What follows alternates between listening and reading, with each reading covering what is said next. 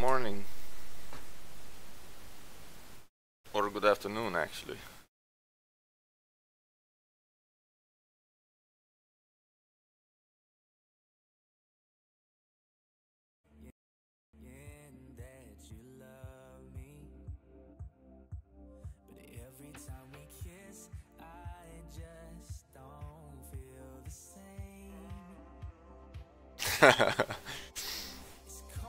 No, I was first. No, I was first.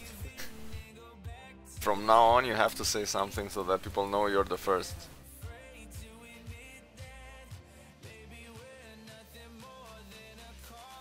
Guten Morgen. Ja, bitte.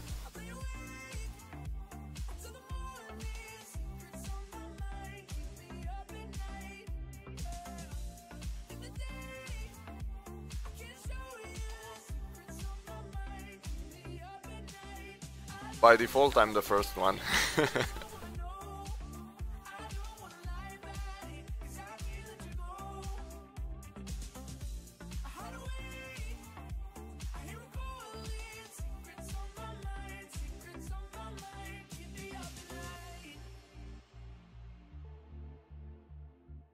By default, God created Adam and Eve, and I was there as well. So, I was watching him create Adam and Eve. So, in a sense, I was the first.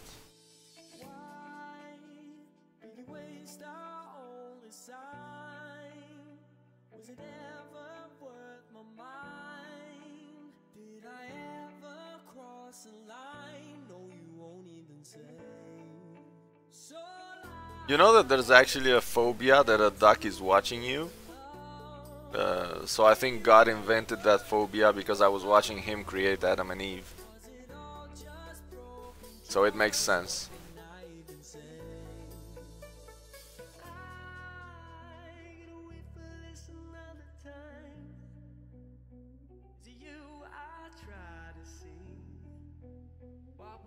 SP!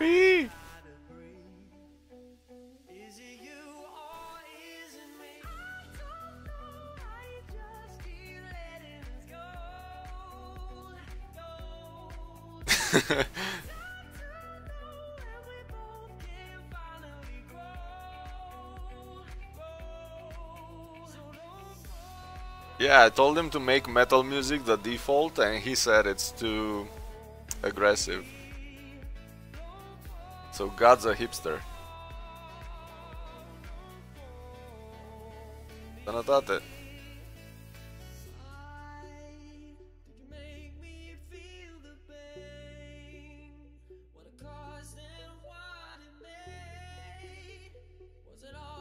Sunt...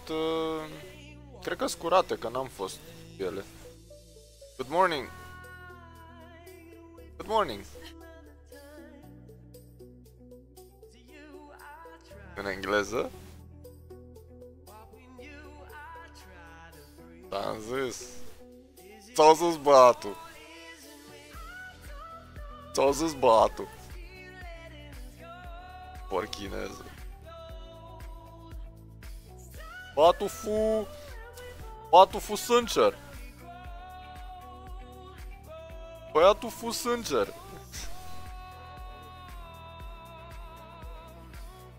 Ioi, doamne.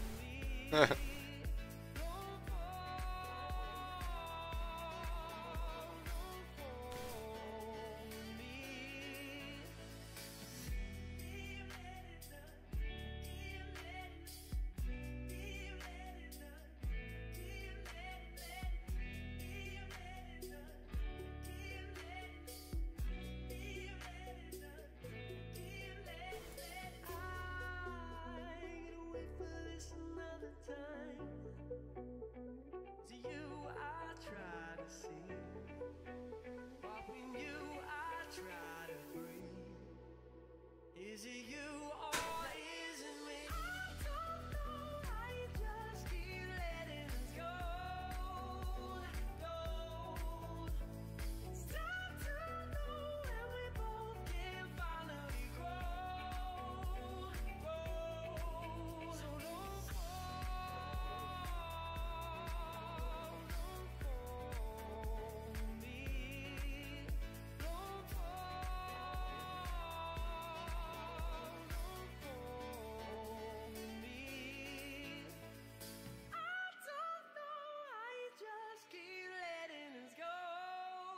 Nu știu ce naiba, că s-a răcit brusc.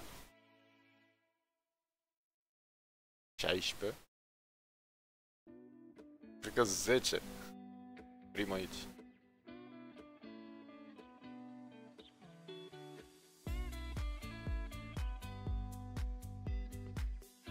Păi nu, că trebuie să fie 3 zile cu temperaturi scăzute.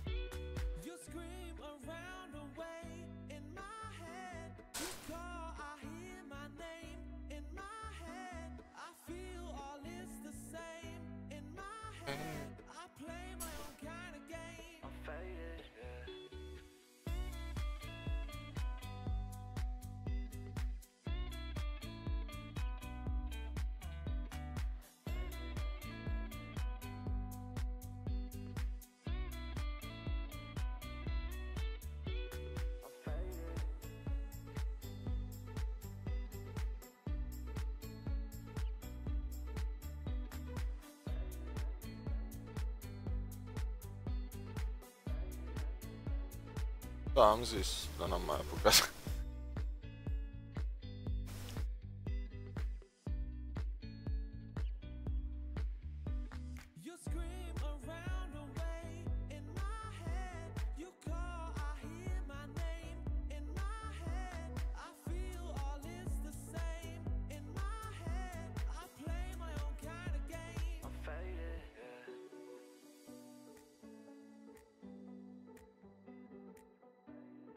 Și le scoată în timp ce părăm chestii.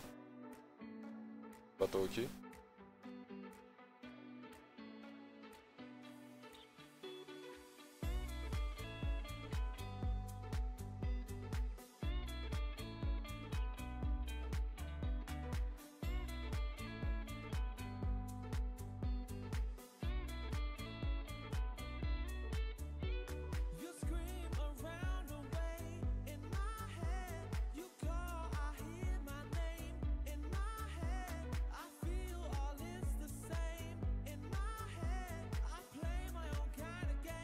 So many people online.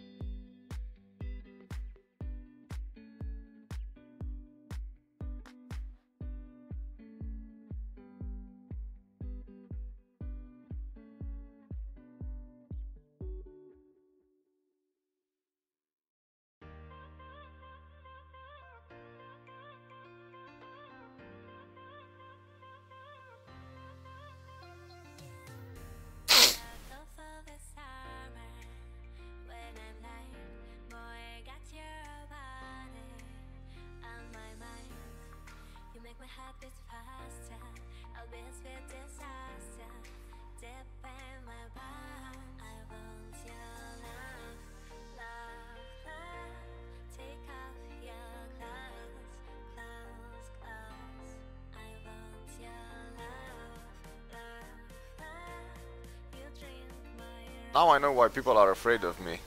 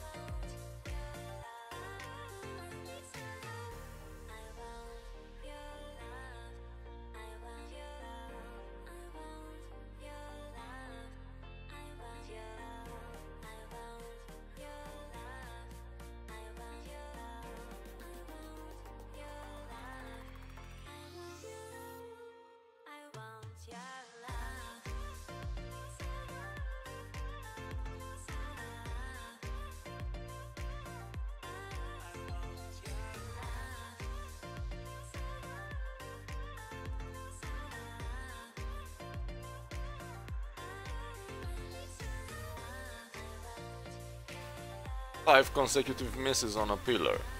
Seems legit.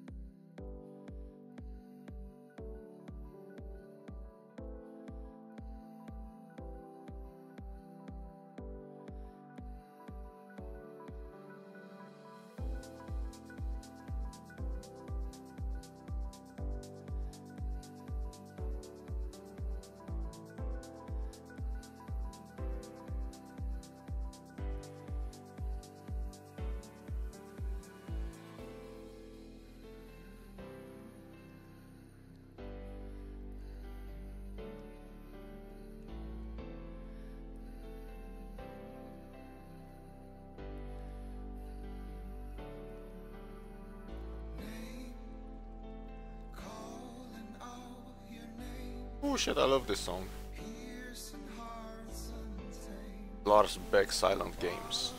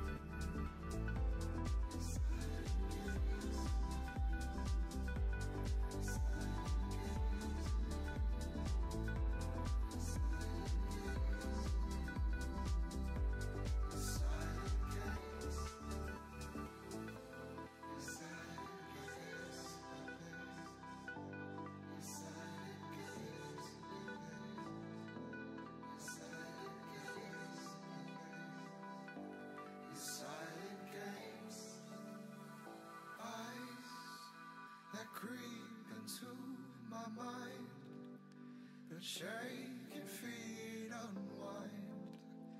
Breathe, inhale, love building up inside. Of stories old untold. Hear me howling out, my friends. Pick me up before I am.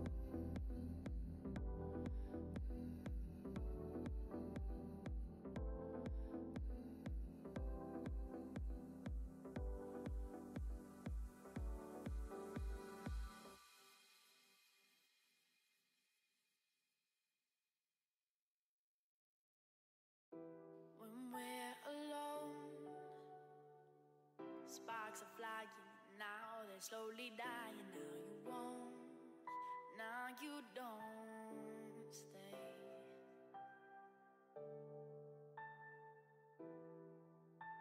If I'd have done things a little better, would you still be here when I call? Would you still be here when I called?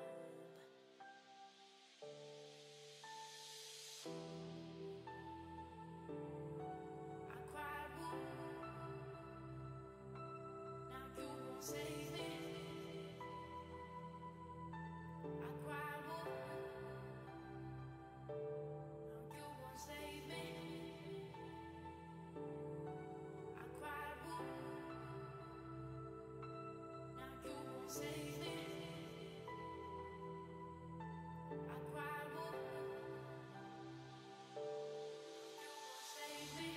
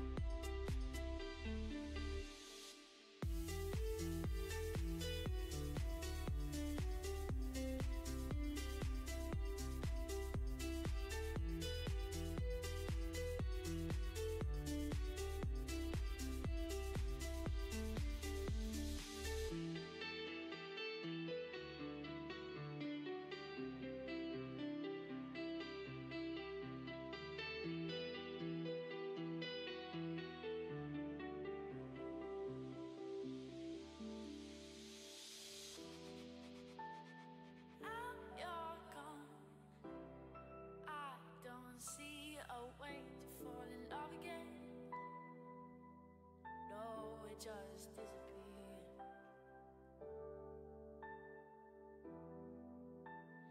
And I won't, and I can't run and take somebody else's hand. I won't fall in love again.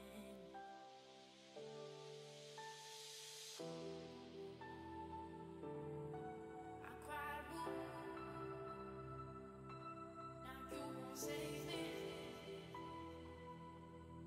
I cried wolf, now you won't save me. I cried wolf, now you won't save me. I cried wolf, you won't save me.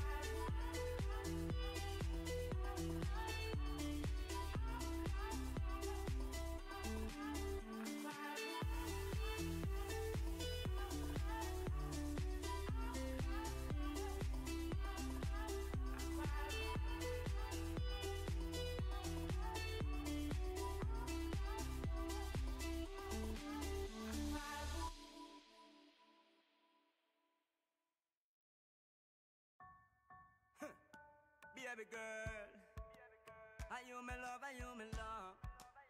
So the relation can't done, no.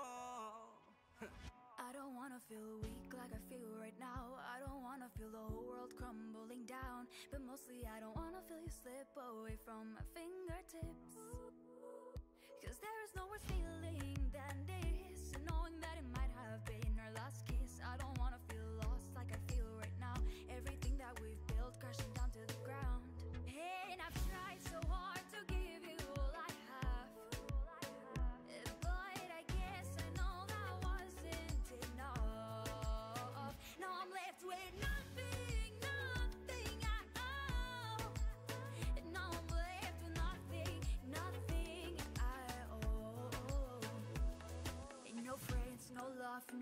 no play, nowhere to go at the end of the day. No rest, no kiss, no date, good night. Nowhere to go at the dead of the night. Don't pour that drink for all I know. Tomorrow I'll still be sitting alone. I know you're mad, but can't we talk? 'Cause in the end, we all wanna feel something. Feel something. 'Cause in the end, we all wanna feel something. Feel something. 'Cause in the end, we all wanna feel something. We not fear it, we can settle and try again.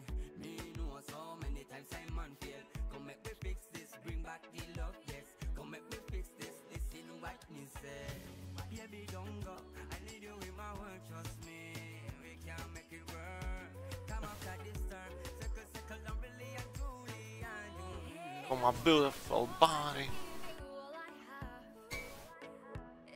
Io Britta. Yes, I know that wasn't enough. Now I'm left with nothing at all. Да. Now I'm left with nothing, Красавчик. nothing at Кешу. А, Кеша. No love, no life, no play. Nowhere to go at the end of the day. No race, no kiss, no date, good night. Nowhere to go at the dead of the night. Don't pour that drink for all I know. Tomorrow I'll still be sitting alone. I know you're mad, but can't we talk? 'Cause in the end, we all wanna feel something. Feel something. 'Cause in the end, we all wanna feel something. Feel something.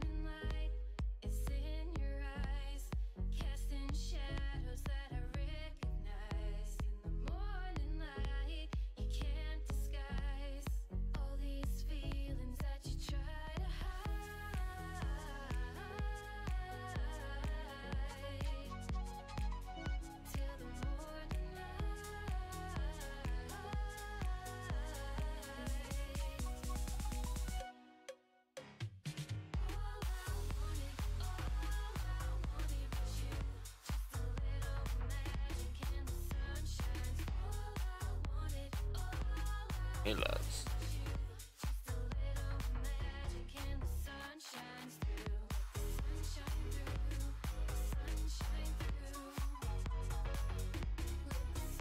Fluffer is almost level 10.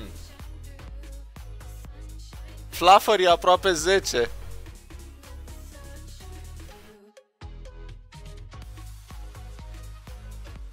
O să facă cornițele alea. O să prindă cornițe. Pretty soon he's gonna have those little horns of his. Can't fucking wait. I think today he's gonna be level 10.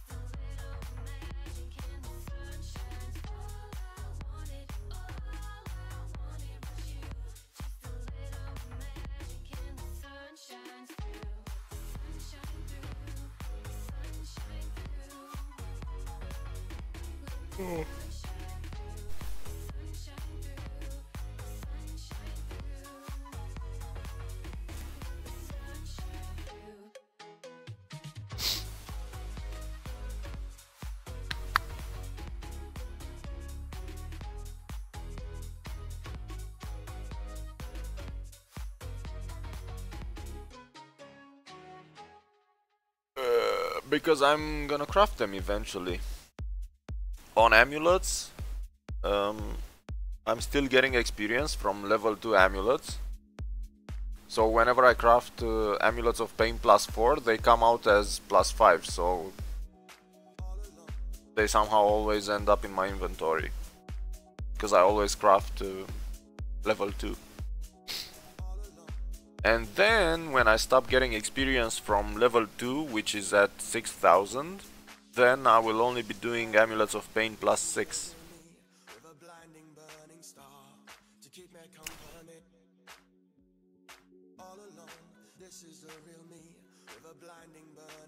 So it's pretty soon.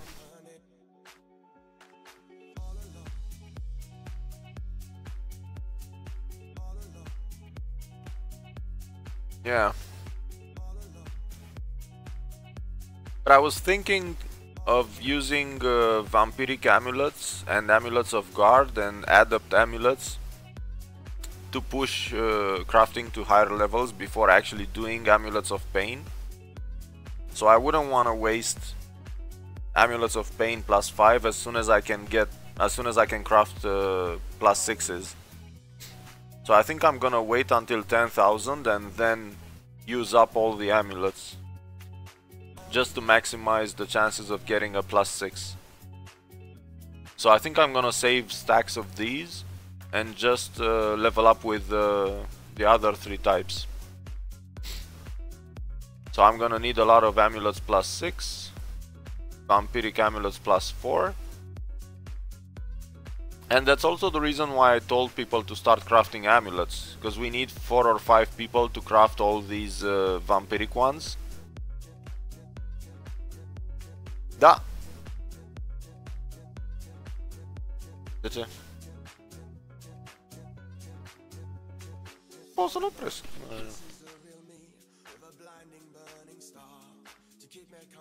Sau poți să-l bag când mă întorc.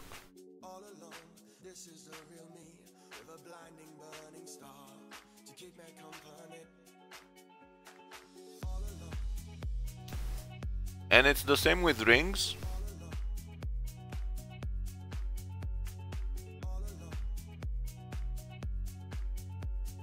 Once you reach 6000, you no longer get experience from level 2, so you have to do level 3. But nobody is gonna craft Rings of Luck I'm playing on Jupiter.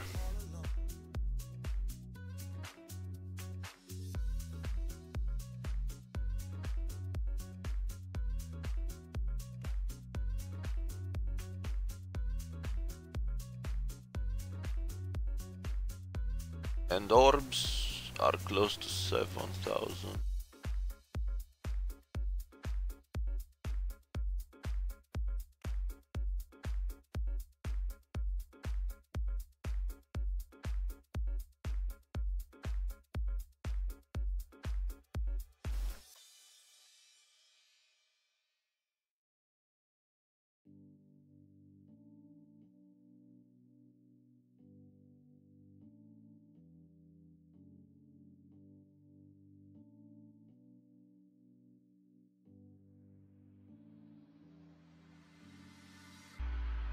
As far as my eyes can see, there is a future for you and me.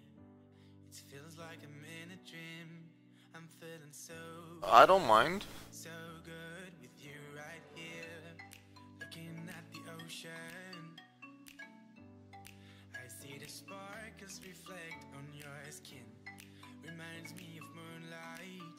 I'm feeling so good with you right here. Take me to paradise. Make me feel like heaven is on earth with you. I will love you forever. I'm feeling so good with you right here. Hey man. So I'm gonna do my stream.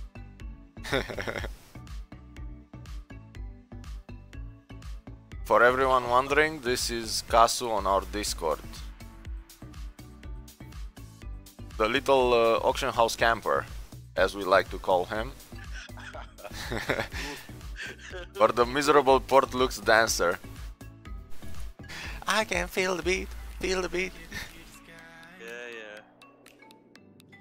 See the stars, the moonlight reflect who you are. I see all your beauty. I'm feeling so good with you right Hearing it here. twice is kind of funny and awkward at the same time. Make me feel like heaven is on earth with you. I think I have to turn the music a bit down. Because I can hear the music, but I don't actually hear you saying anything. So. Just a second. Okay. Da, da, da.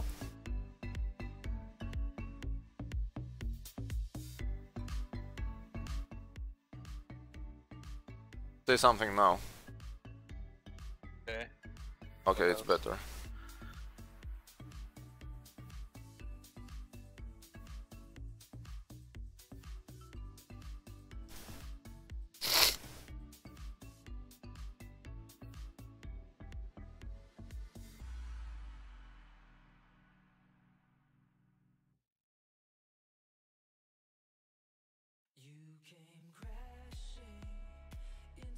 Still have a cold, Red?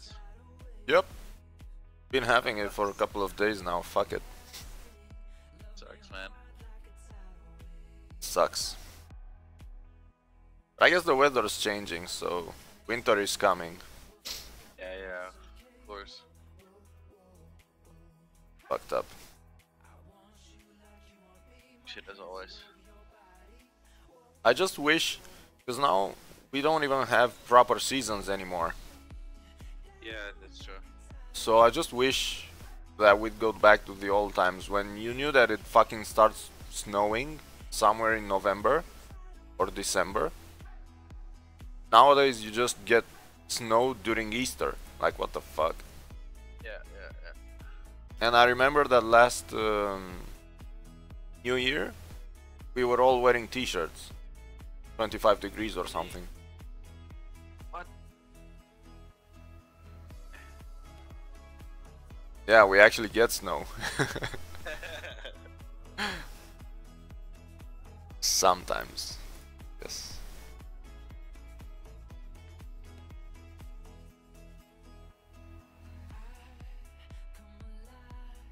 But it's not like it used to be.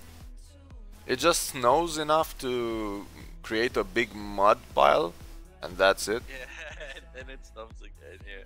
And then it snows, and then it melts, and then it snows, and I don't know about Germany, man, but Bucharest wasn't made for snow or water. We always get flooded. We always get, because our sewage isn't designed for. Well, ours is, so... Yeah, at least you got good drainage. But like when it starts Yeah. melting, you can see water flowing across the street everywhere in Romania, at least. Not here. And they always give you that shitty excuse like, oh, snow caught us unprepared. It's been fucking catching you unprepared for 15 years now. It's always coming unprepared. Even here they say, oh, it's caught us unprepared, blah blah blah. I'm giving you money so that you don't get caught unprepared, you little shits. That's why I'm paying my taxes. Kamal Olmaz. Answer me, you miss me, right? Fuck. Yes, dude, I miss you.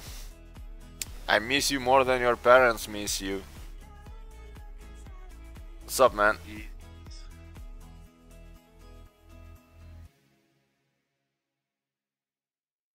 I think it's Kamil. Kamil Olmaz or Kamal Olmaz. That sounds like a Turkish name. Kamil Kamal. I can read your name without vowels. It's fine. You can try to.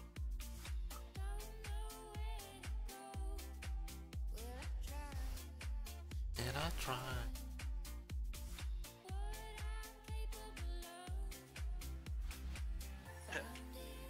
I would miss you more if you moved to Jupiter and started farming Shadow Titaniums. Die.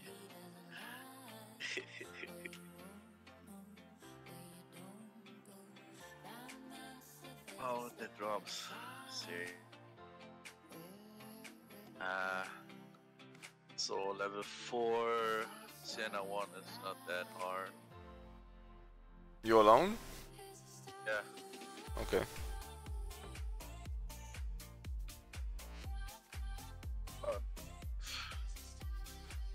Drops are, I don't know, not really that much better. Just get warmed up, and then you'll probably get some liberation gems and shit. That would be nice. Lirox. Liberations, and then I'm fine, yeah. Hey man, welcome. Lirox TV.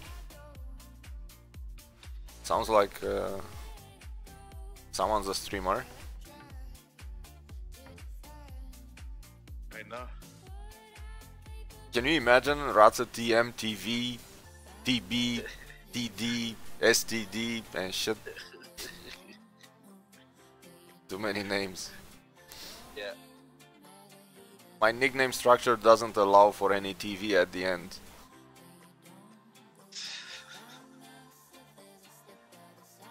No, you cannot call me dad.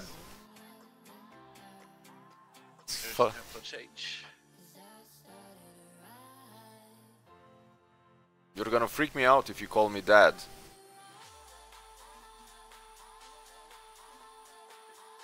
I don't wanna be a dad.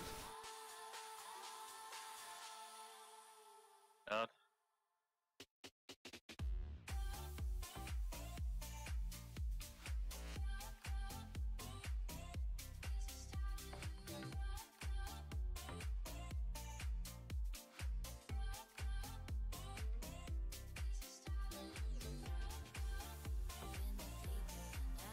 When you grow old, the only thing that you don't wanna hear is someone calling you sir or dad, or you're going bald. Those are three things you never... You're then you're going, well, okay. Daddy? Daddy is actually worse, because daddy makes me feel like a pedophile. Hey daddy! Oh. Hey daddy! Would you mind? You forgot that the sugar before it, man. Yeah, hey sugar daddy, how's about my Mercedes? Eat, man. Can I get some candy? Sir, would my fancy some candy? I gotta pull off that British accent sometimes. Sir, you fancy for a little coffee? A little cough, yeah. A little coffee? Let's have a pint. A pint? I reckon, sir. I don't. And now British people on the stream are fucking flaming us and laughing at us. Yeah. Look at these fucking Mongols, man. Look. They're speaking English. Yeah, they're Mongols. But I gotta admit it, it's easier for you though, because I'm Latin, so I don't have a good German accent.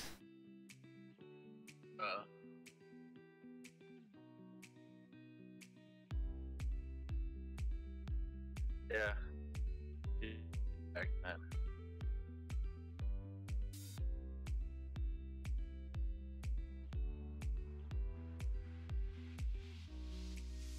Fuck. We should speak like Irish people. Oi! What you doing, lad?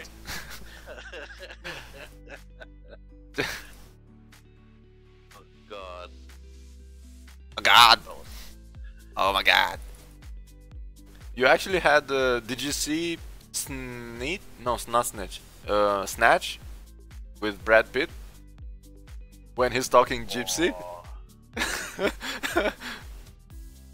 I don't remember. You don't? It's something like, let me remember. Do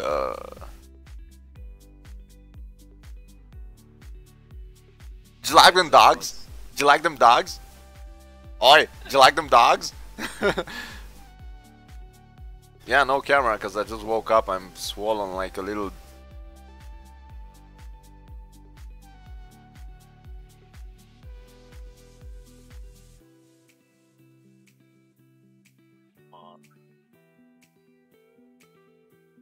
Fucking ants. Oh. Don't tell me you died. No, I'm not dead. Just I don't want to retarget with parasitic towns. Just so you guys know, if they fucking bring retargeting automatically as an option, I'm gonna switch to Blader. 12 years. They took him 12 years.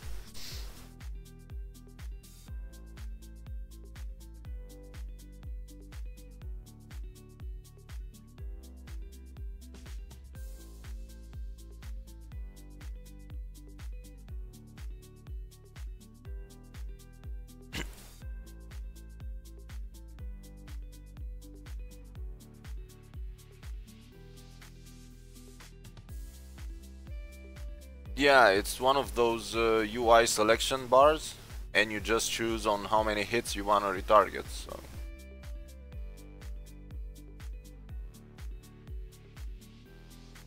it's gonna be super easy. I'm curious to see how many people will still use macros after the patch, because they've been saying that, oh my god, I'm only using macros to retarget, and then Senilinea is full of bots. So I want to see who's gonna keep using macros, because now they don't have any reason not to ban people.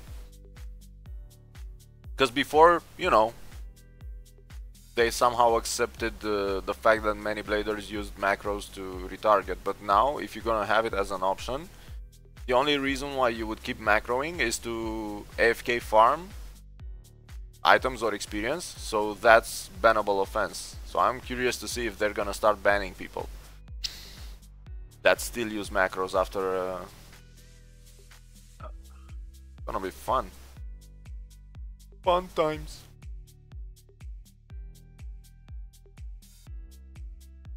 Oh.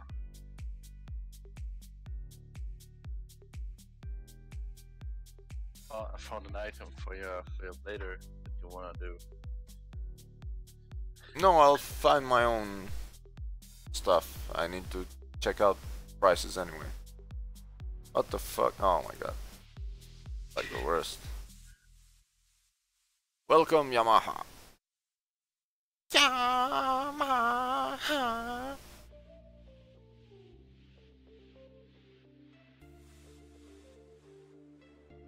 Fuck you, Mission War.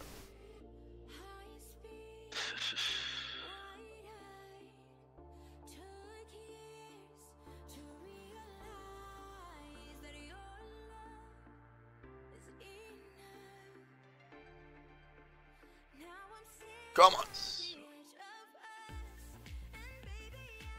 I can't wait to get past this Shadow Titanium shit.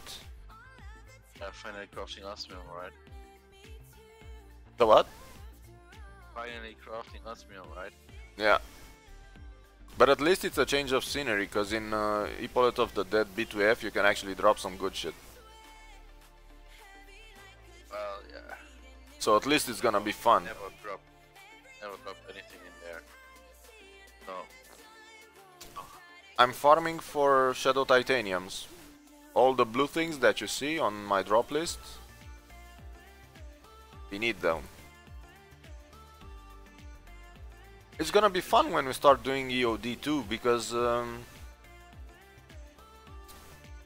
we're gonna give Killians to everyone and then sell the surplus.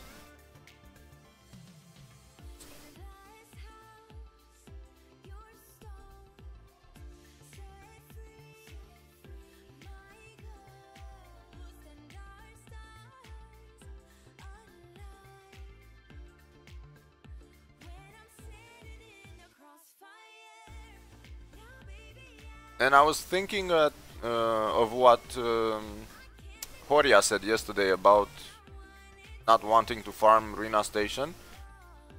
And I think that people that don't engage in farming Rina Station and EOD2 for Osmiums should at least contribute in another way, like money-wise.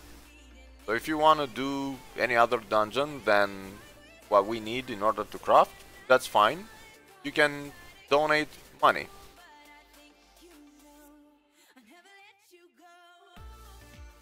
Because we also need money. Like, I've been spending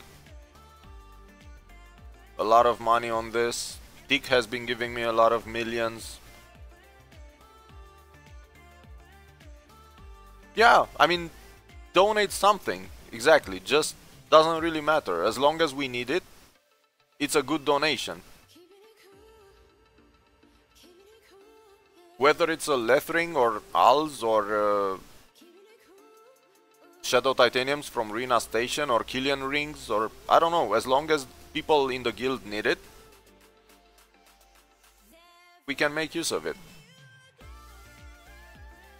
But if you just do dungeons and don't contribute in any way, then I have a problem. So I don't mind if he does Sienna all day, as long as he makes money out of it and then gives us the money. Or at least not all of it, but parts of it. But if you're not giving materials, if you're not farming Shadow Titaniums, if you're not farming Osmiums, and you're not donating Als either, then what the fuck are you doing? Nothing. Exactly, nothing useful at least. Yeah. Because I really don't want to force people into doing a dungeon they don't like, but if they don't like a specific dungeon, then they need to contribute in other ways. Yeah. Dancing skills. Horia doesn't dance.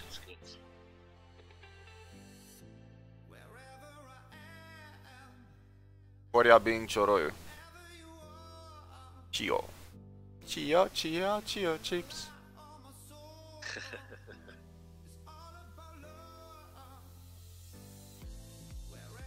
But we have to find an intelligent way of pooling materials together, because it would have been easy if this game had a fucking guild warehouse where you would just throw items and they would stack automatically, so that you don't have to trade people or something. Just stack them in a specific place and they would make 127 stacks by default. It would be decent, yeah. Because no matter how many materials you have, you just go in and donate and then you see stacks being created. So that would have been amazing, but we need to find a smart way of sharing materials, because right now I don't think I can gather all materials from everyone at the same time. Shouldn't go the capacity of the slots from 20 to 100 in the next update?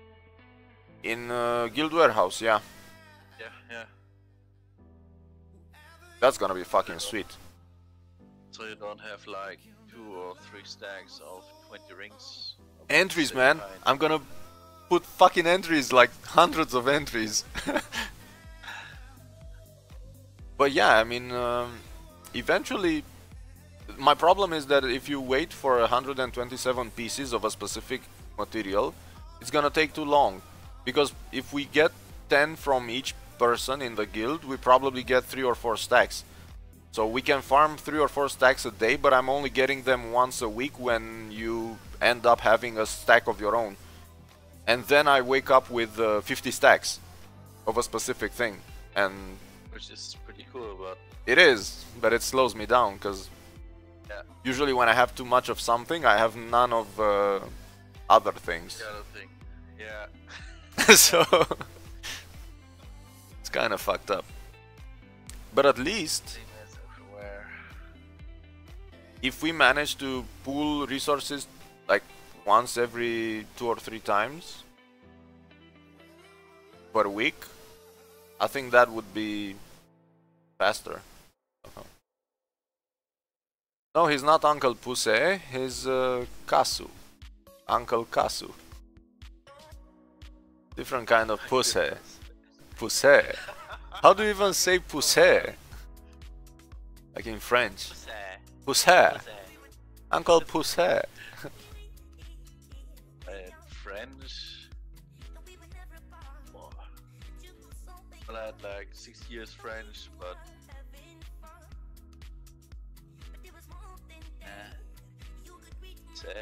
He's Count Kasu. most of the stuff.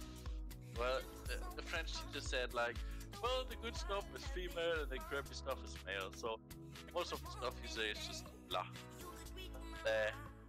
Was it good? So it's blah. Blah. Yeah, the OGA. Them all times.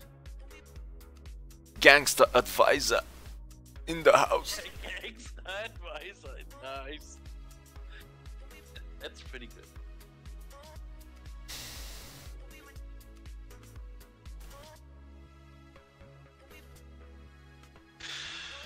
So, what I'm gonna do now?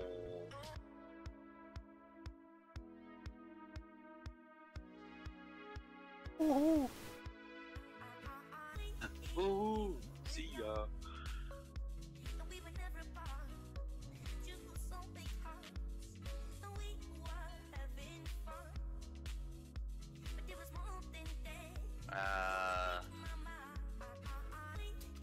Do you know the Lord of Dwee? The parody of Lord of the Rings? Come on. Fuck you, TV, man. I think he's sacking you. Also. Yeah, I know. It's not No that pressure. He was GA and quality assurance also, and can also answer all the questions. Little fuck. He's actually saving himself for the more difficult ones. Yeah, of course. I still have these list of questions that Shizuoka made back then for the GA test to get new GAs.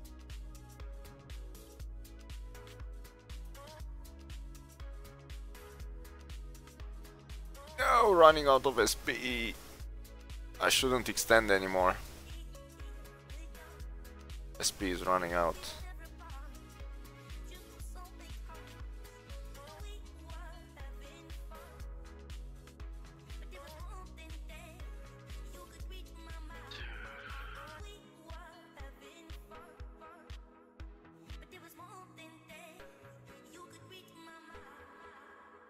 We're having fun. Not in Rena Station, we weren't. I've been to Rena Station so many times in my Cabal life that I think I'm gonna vomit if I go one more time. Rena Station used to be one of the dungeons that I like to do, but past 2-3 years, it's just like,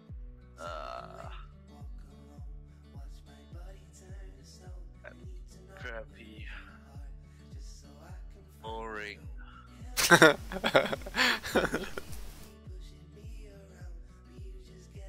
You wanna see me vomiting? The fuck? This is not in real life, man. This is not an IRL channel. this is all pre-recorded.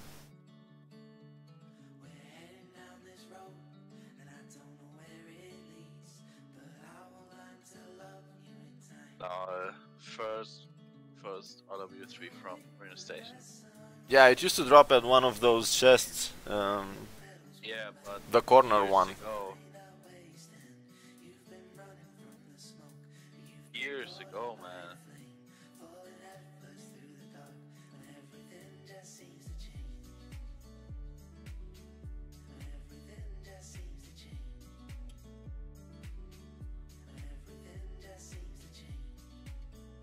$25,400 runs of Lake Dusk. What? Are you for real? Yeah. Oh my god. I had the 6th title, which is 25,000, and then you unlock the 7th one at 50,000. What? So I was on my way to the final title of Lake in Dusk on the Wizard.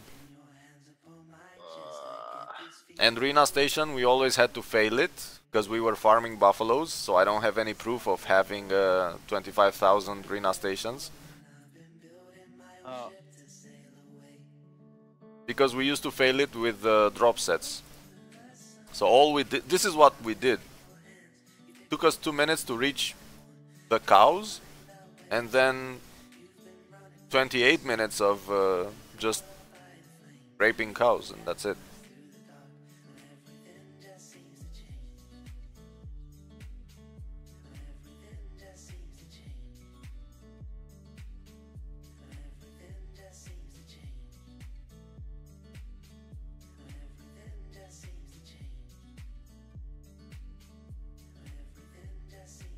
Spamming Runa Station that much. Boah. Dude, we spammed it for 3 days and we got 8 billions. What? Back in 2007, we got 8 billions. Yeah, come on. In 2007. 2007, come on. We were fucking rich. Now, yeah, fuck yeah. At that time, wow, God, that much amount of money. It's just. We were doing Mithril Orbs on Mercury. Yeah. 1 or 2 years after the game launched. So when Jupiter opened, we were doing Mithril Orbs on the old crafting system with 2 slots needed and shit, and they weren't dropping that much and all of that. We were doing Mithrils. I remember crafting Mithril blades with amp and stuff in slot from Temple 1.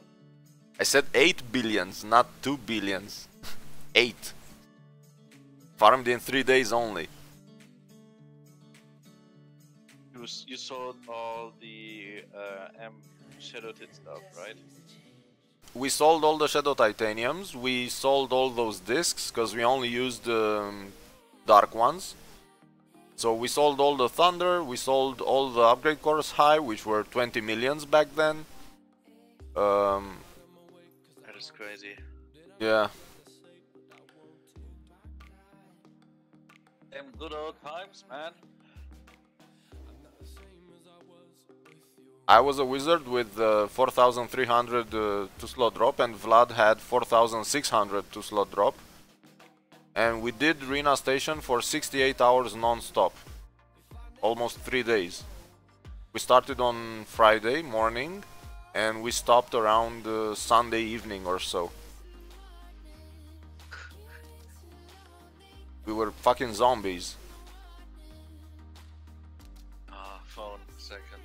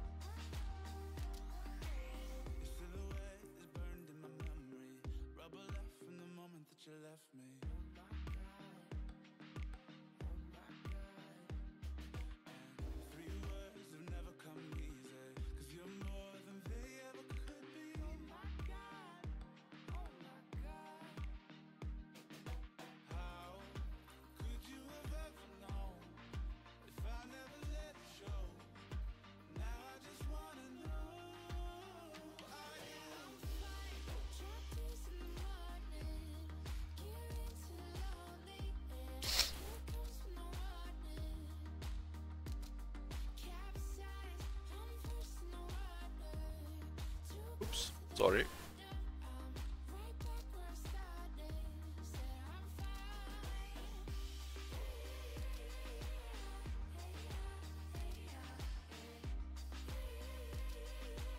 Where the fuck did I put those?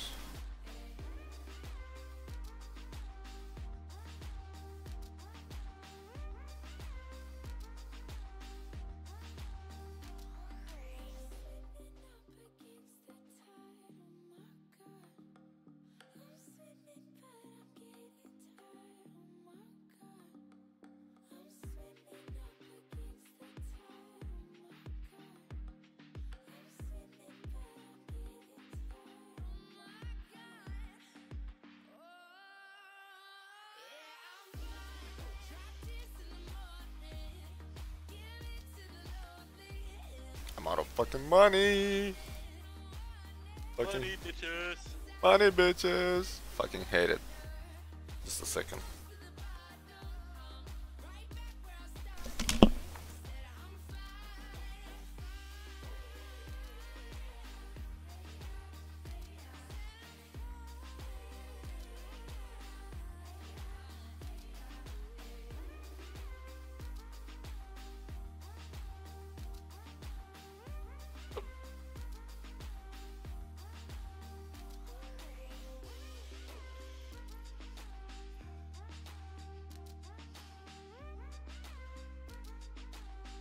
Yeah, let's say, Ruiner Station.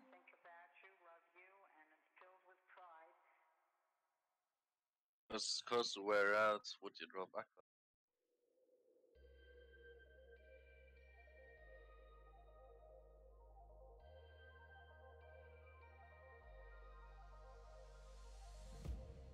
Started as friends, hearts playing pretend.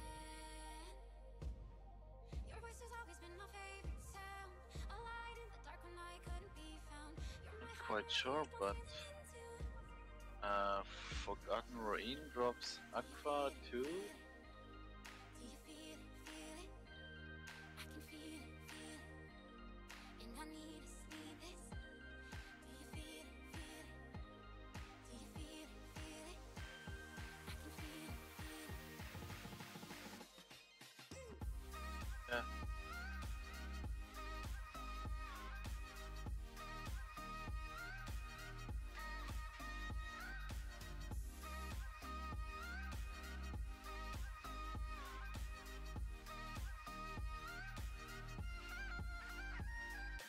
we run the night, barefoot, naked, in and out of light. We're gonna take flight, wings will carry us out of plain sight. Your arms have always been my hideaway,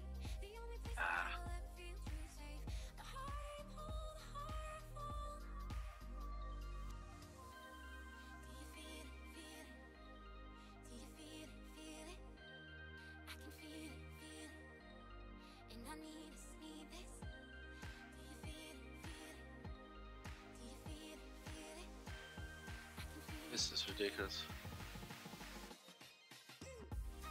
Probably something else than fucking Alts.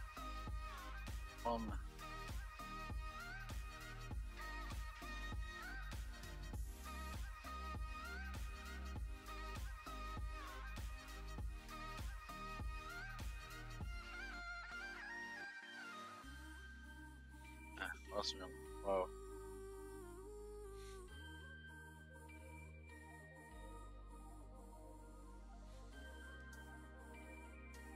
It's always been you. It's you.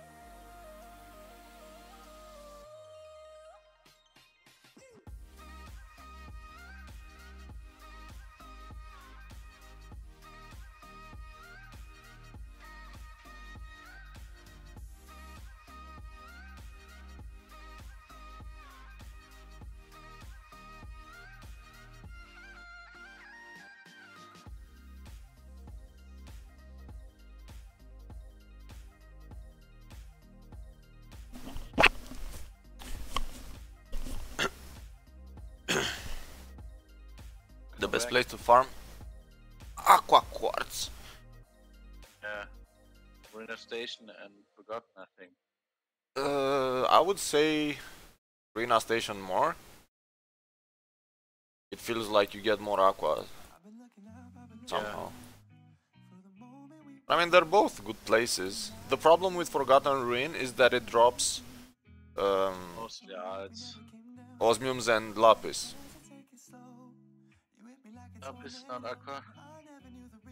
So you might get aqua in Fort Ruina, not Forgotten Ruin. Is it worth to start again with Cabal? That's all up to you, man. Nobody can answer that question. And to answer that question again, I still know Kina.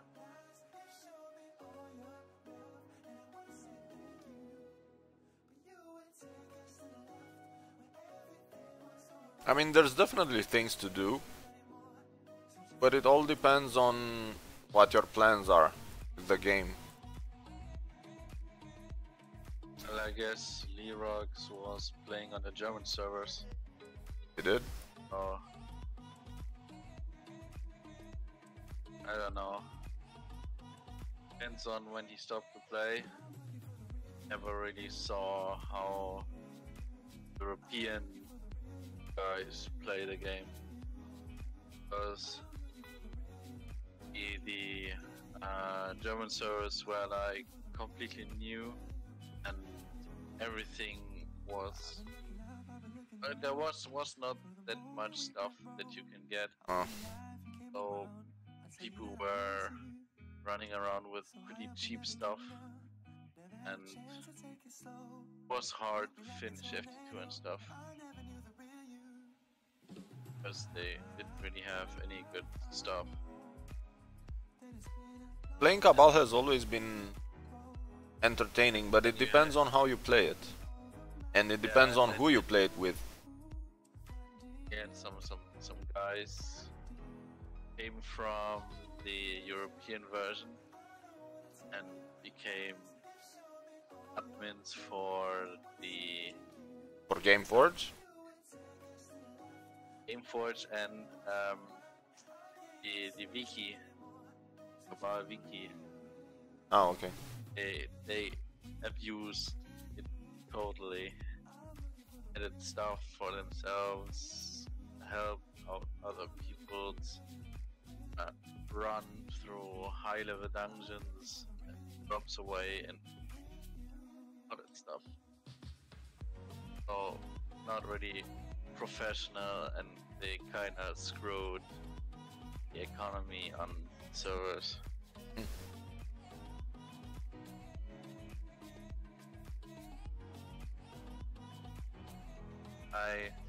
When the server started, I don't know, playing for 2 or 3 hours, and then got like eye cancer from all the German names, and I decided to uninstall the game and stay on the European version.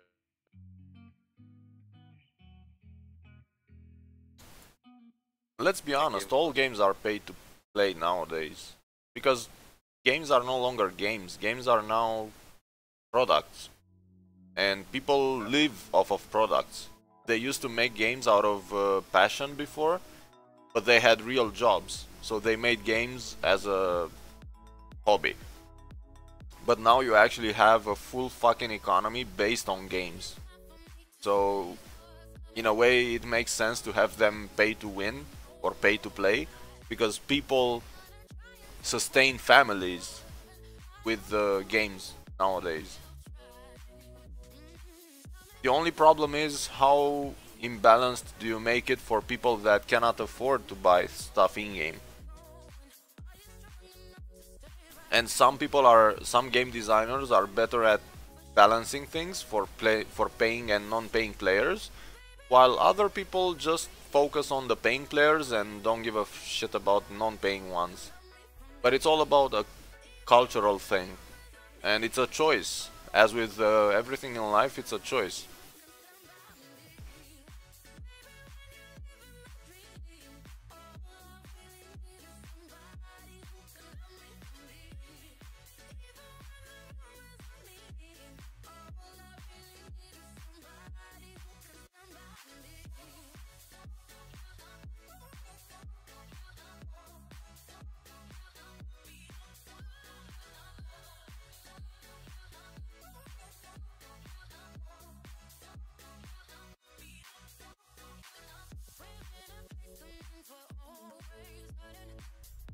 So there's no reason to be upset or angry at developers. Yeah, but it's their choice. I mean, if that's the kind of community that they wish to create, you know, it's their option. We cannot judge them. Oh god. When I see these names, watch NCSoft, it's like rings an alarm bell not to play this game.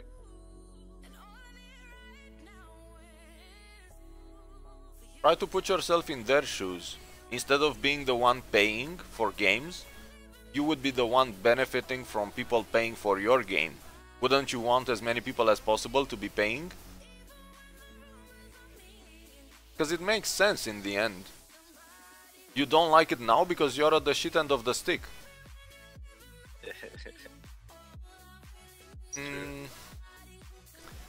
Not everyone in a publisher's office is to blame, but there are people that have not played games in their lives, but they're in the marketing department or in the business department. So just like any other business, if your product isn't selling well, they will find ways of making it sell well.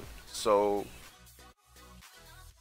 but they don't actually see or care about what this means for the game, because they never played games in their lives, like I said. So most of these guys just work in the business department, and for them it's just another product.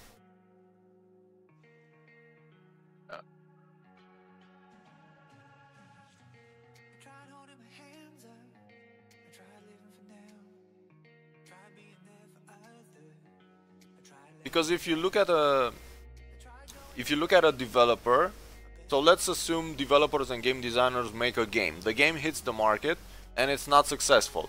The first thing that's gonna happen, the business guys, the financial guys, the guys with the numbers, will come back to the project manager or the producer and tell him, hey, your product isn't selling well, so either change it or we're shutting it down.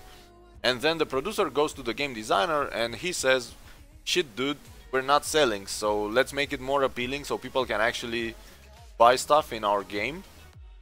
And then the game designer has to change the whole game so that it generates money, and as soon as it generates money, financial people put even more pressure so that it generates even more money. And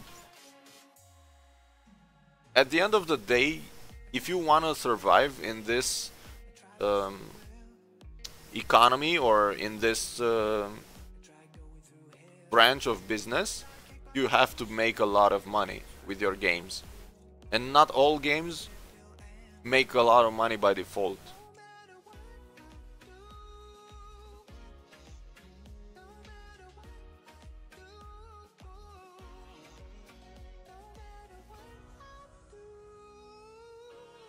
Yes, I understand.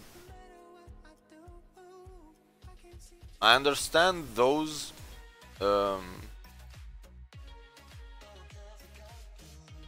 yeah, that's one of the issues. There's no balance between asking people for money and giving people something in return. That's where Cabal falls short.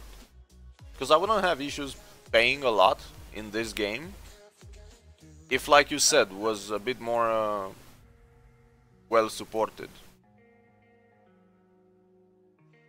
But that's not up to me to decide, so.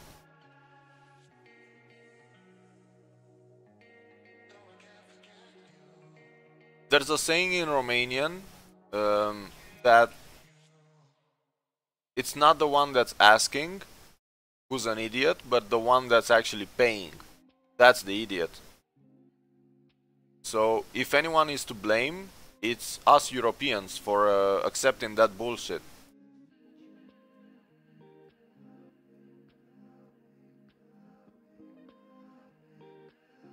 So the thief is not the one asking for a specific price.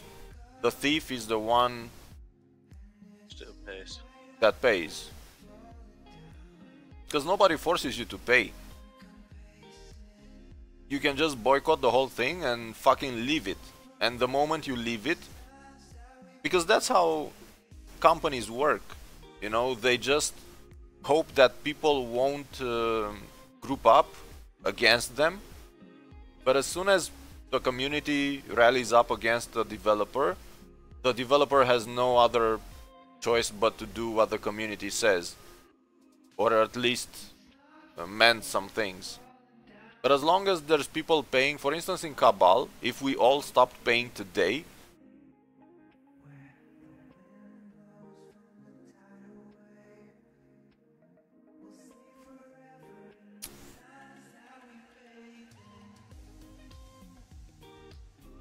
it's just it's a more complex discussion. But the problem is that most people don't group up against such behavior.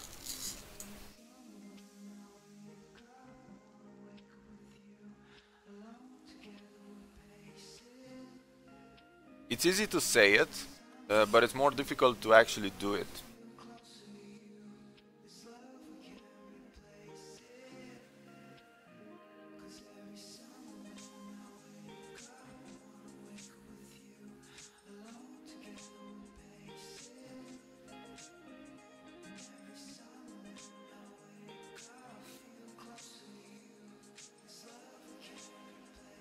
Lol.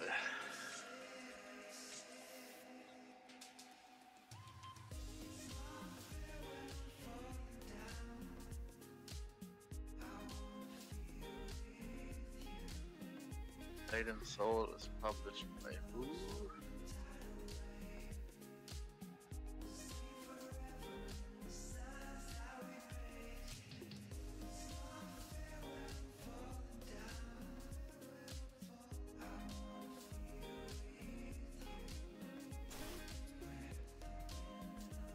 Like I said, it's not that easy.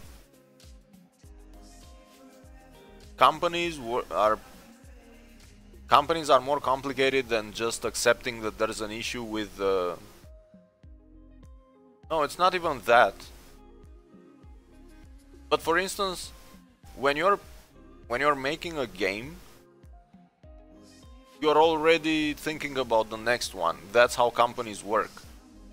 So most of the time, before your game is even released, you're working on the next one. And the number of people that stay at a project to finalize it and to complete it and to polish it after it's been released is super low. Like 10% of the team stays to finish and close the game. So think about it, you had 200 programmers and now you're left with 15. Those 15 guys cannot fix what 200 people did. It's not R&D. That's my point. They actually move people from the project to the next one. So there's no longer a staff that works for Blade and Soul 1, for instance, or 2, or whatever. So even if they wanted to fix those issues, they wouldn't be able to, because they don't have the resources, because their resources are planned for content. So those 15 guys working on patches and content don't have free time to fix those bugs unless they stop releasing content and fixing those old bugs. But that's a decision that management has to take. And if management says no, we don't have the time to stop and fix bugs, we just continue with the plan and we keep releasing patch after patch after patch, and then we finalize the whole project, then developers don't have much to say in it. So they see the bugs, they know they exist, but they're so busy implementing new things or patches that they just don't have enough time to fix bugs on the side. And there's no special team that fixes or polishes bugs on the side. So you just end up with a couple of frustrated people that try to finish a game. It's the most fucking boring part of a project, finalizing it and closing it, because everyone's working on a new project. You're like the least motivated guy in the team, because you see everyone working on something new and creating, and you have to stay around and patch things up and fix shit that people broke. So it's the least rewarding time of a project, to be patching it and finalizing it and closing it. Everyone wants to move on a new project. As soon as this one is released, they all want to move on the next one. So I would understand why they don't fix most things, but at the same time someone from management has to say, hey, we need to stop with these fucking patches and we need to fix the game. It's what they did with Rainbow Six. Rainbow Six was supposed to have patch based on a specific plan, but they decided to stop releasing new content for 6 months. And in those 6 months, the whole team was assigned on to fixing bugs and improving the game. And people appreciated fixing the game. They called it Operation Health. And people actually loved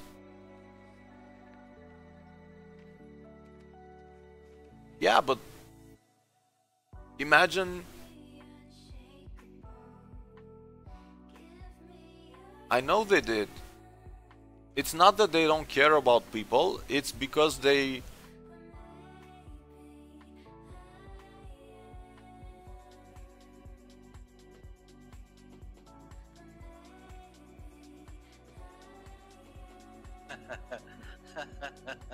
it's not about the publisher or developer not caring about people.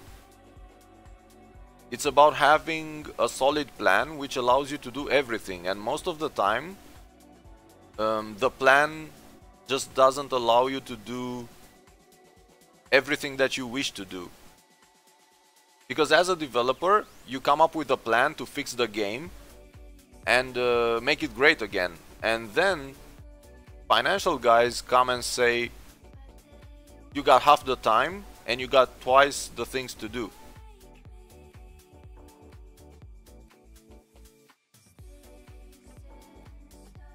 Not really, no. Nobody makes better games because of bad comments. Nobody gives a fuck about bad comments, you know.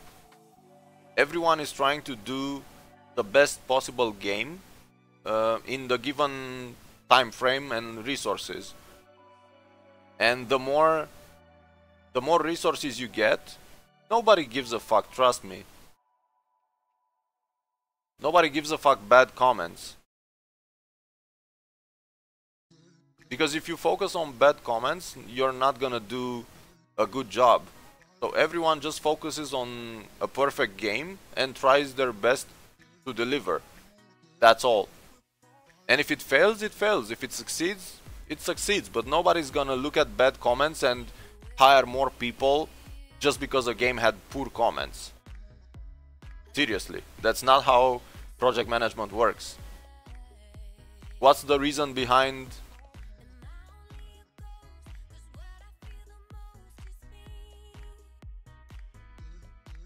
no. That's not what happened.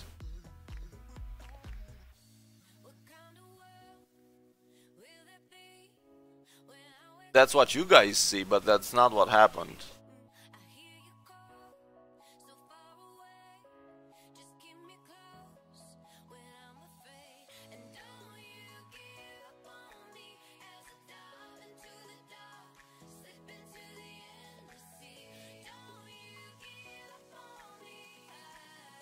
Do you know what the difference is between a dedicated server and a peer-to-peer server is?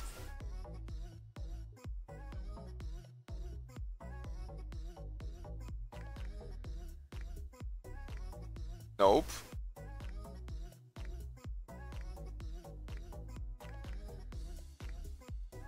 From a technical perspective, peer-to-peer servers are actually faster than dedicated servers. From a technical perspective.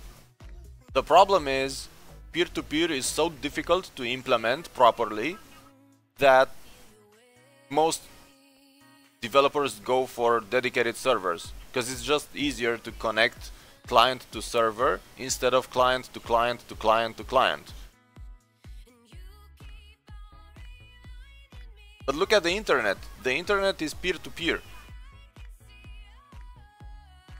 So the internet is just a huge network of peer-to-peer connections. There's no single unified world server. So the internet works as peer-to-peer, and it works great. So from a technical perspective, peer-to-peer is just as good as dedicated servers, but super cheap. The only problem is most people don't know how to properly implement peer-to-peer. And that's what happened with For Honor, I guess. Because the idea was super great on paper, but when they finished implementation, like you said, it seemed like one of the worst decisions ever. But in fact, peer-to-peer is not what killed the game. The implementation probably killed networking. But the idea of having peer-to-peer servers is actually a nice one.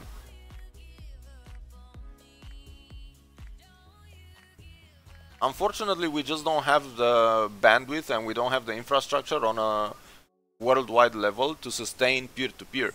But from a technical perspective, in a perfect environment, peer-to-peer is clearly superior to dedicated servers. The only problem is there are so many shit connections in this world that peer-to-peer just isn't viable. And that's where people go wrong. Because they keep forcing peer-to-peer in some games when people don't have good connections.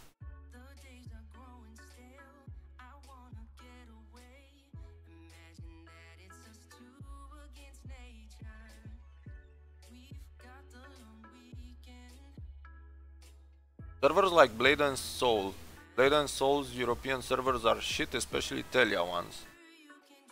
I don't know, I haven't played that much Blade and Soul, but when I did, I had no connection issues. So I wouldn't be able to...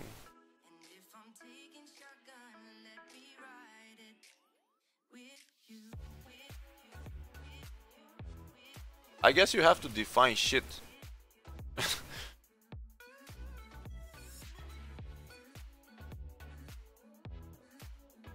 Because a server is not just about speed, it's also about uptime, it's about latency, it's about hardware, it's about redundancy inside the data center. So maybe the guys hosting Blade and Soul servers are not professionals, but I don't see how that relates to the company itself. Because if you're Blade and Soul, for instance, if you're NCSoft, you're based in Asia and you have to find a data center in Europe which has good uptime, good prices, they're easy to reach, and all that shit, right? So you look at someone and you think, okay, I'm gonna sign a deal with Amazon. But Amazon is one of the most expensive data centers you can rent. So most people go for cheaper options. And when you go to cheaper options, you end up with, I don't know, some random local data center.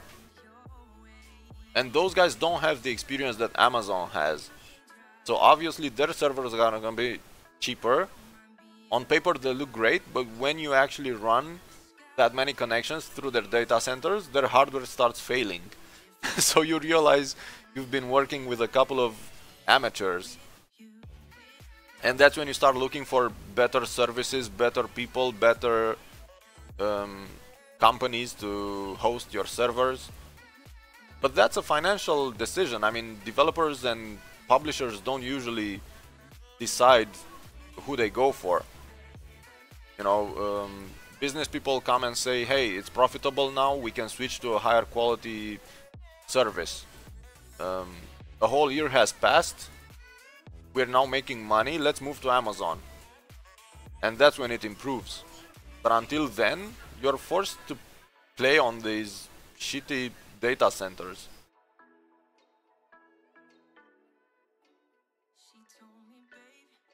That's just how it works.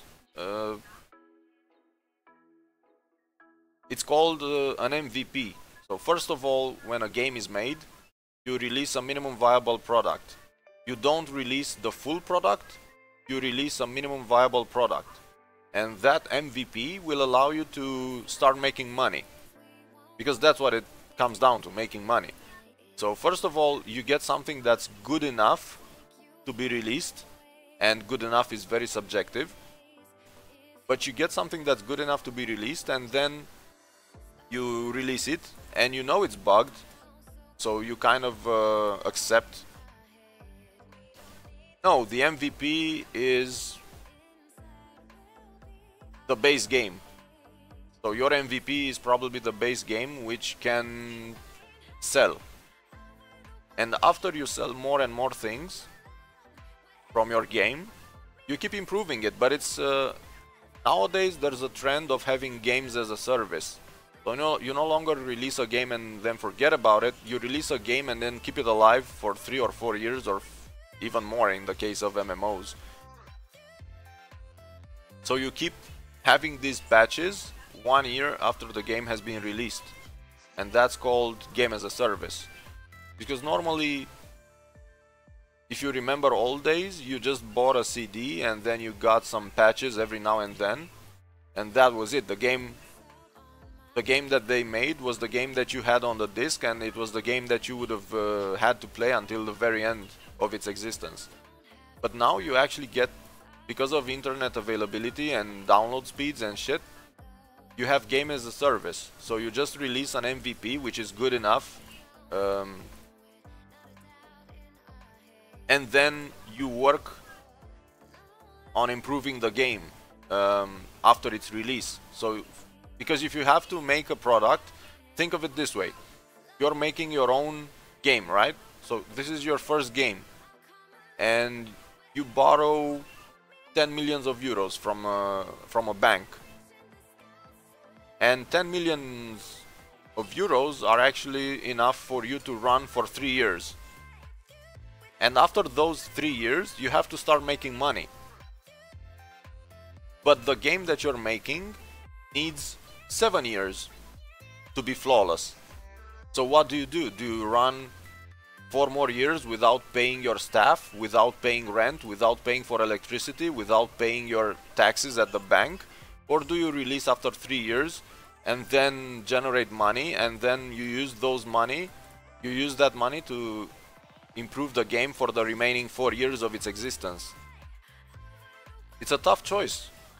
But in the end, almost all companies would go bankrupt if they would release games once every 3 or 5 years. Because that's the problem. A company cannot survive if they release a game once every 5 or 6 years. Not in the beginning, at least.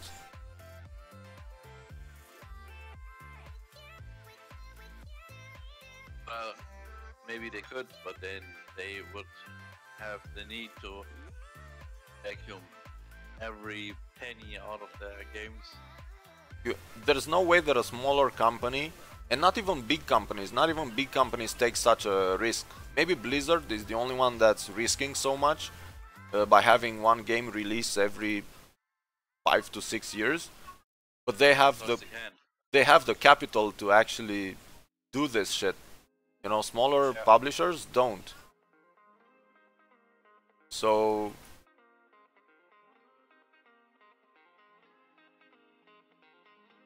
when you're making games, first of all, you have to make sure that your company survives. And the way companies survive is you generate money every year. So if you don't make money every year, your stakeholders will drop, your shares will drop, you as a company become a failure.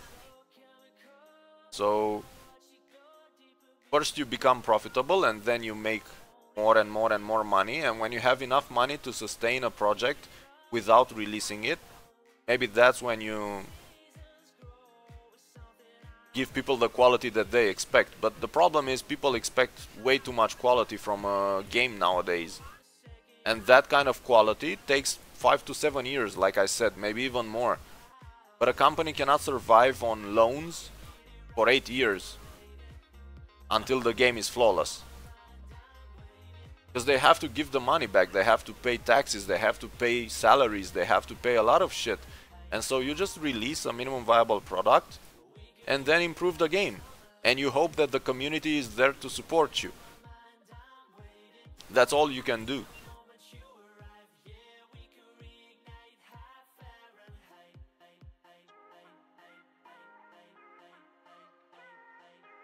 No. So you guys need to be less upset at developers that seem to release unfinished products.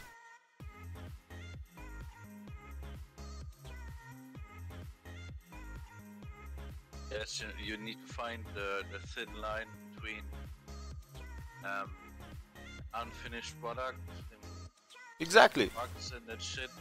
And it's a very tough choice, The playability. because a developer looks at a game and thinks, from his gamer perspective, he says, these bugs are important, and you fix those bugs. And guess what? The game is released and people don't give a shit about the bugs that you fixed, because they found a single bug which is more important than any other, and they make it seem like the fucking game is bugged as a whole, when there's only a single bug, which is super annoying indeed, but it's a single bug. They fix... Yeah, but you have to see that you as a developer, you might know every bug that as a whole, but the small people who are running around, they maybe see 1 or 2 bugs, and after 3 or 4 years, there are little bug that they saw is still in there. Yeah. So they say it's a bug game, but in the end, the developer fixed like 50 other bugs, which the small guy didn't even know that they existed. So he still thinks the game's bugged. Yeah, and most of the time developers know better than players what to fix. Yeah. Do you know Abigail TV? No, I don't. I mean, I know who he is, but I don't know him.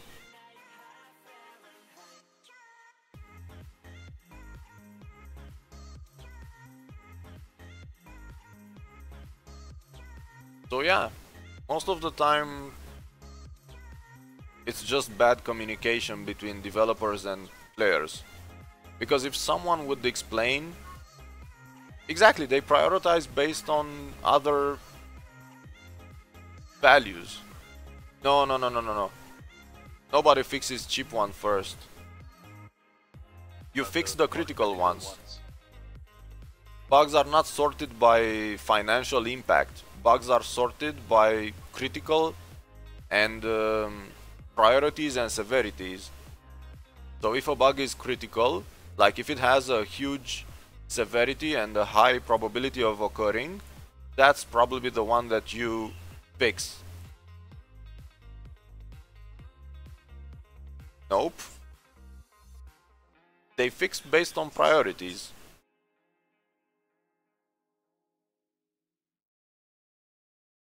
But most of the time, So for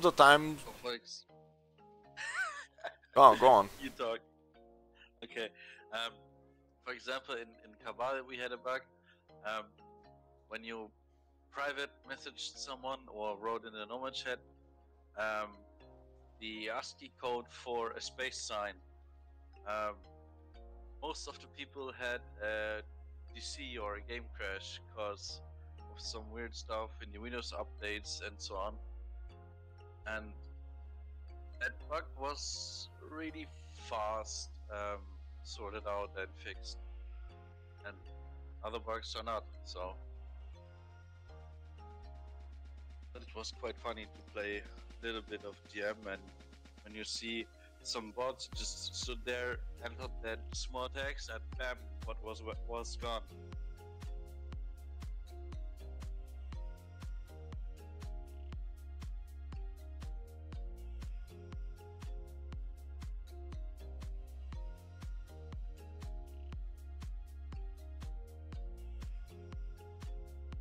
Oh, great money, forgive us, protect us.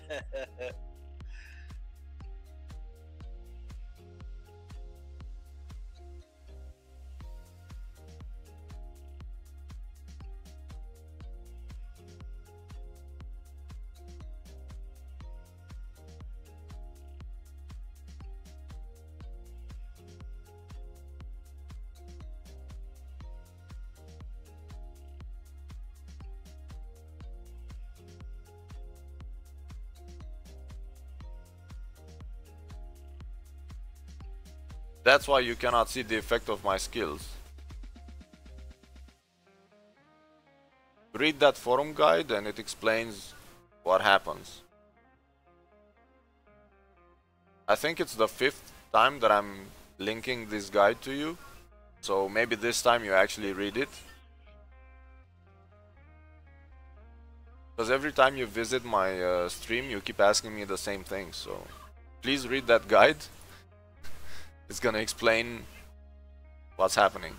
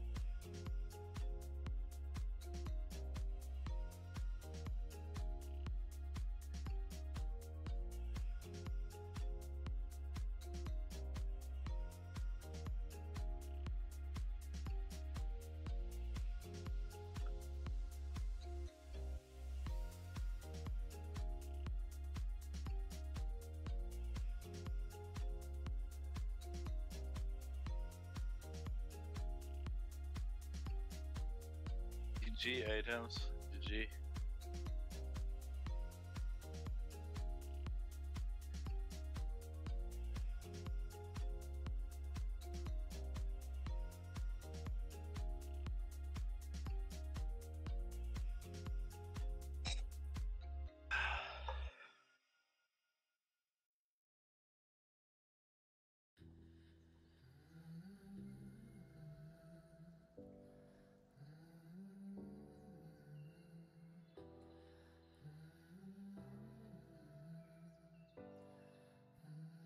So extend a low.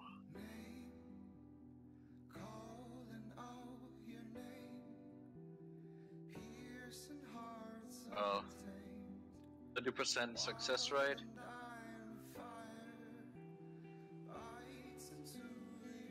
Not that bad.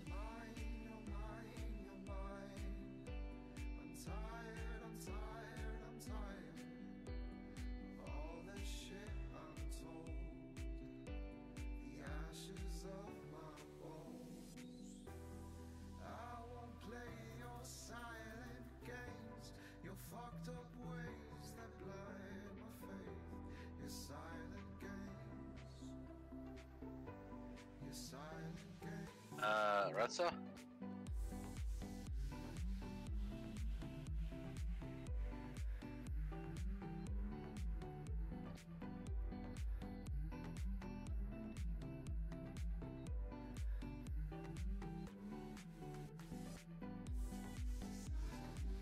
Chris? Hmm? What would you think? I still have the files from Arcane Trace with the raids in it. They after 4 years they might not be the same, but kinda around that percentage still, or completely changed. What would you think? I think that they adjust values for each patch because I've been seeing a lot of differences between information that I Sure, knew they, and they adjusted a bit, but not like from 30 to 60 or 70. From 30 to 40 or 35 or something like that. my only problem is as long as it's not an official server file, we cannot rely on it because sometimes they see. Yeah, we can't rely on it, but we have let's say a small a thought behind how much you can maybe get, or let's say do you have a very small percentage to get a successful craft, you know? I think players know the values more than we can find them out from server files. Because those numbers are actually dynamically adjusted based on number of players. So you have. I don't know, because for example, I still have the success rate in a confidential file from ESTsoft, where they wrote the success chance in the table. They have to do it in China because they have to show percentages. The Chinese government is forcing them to show percentages.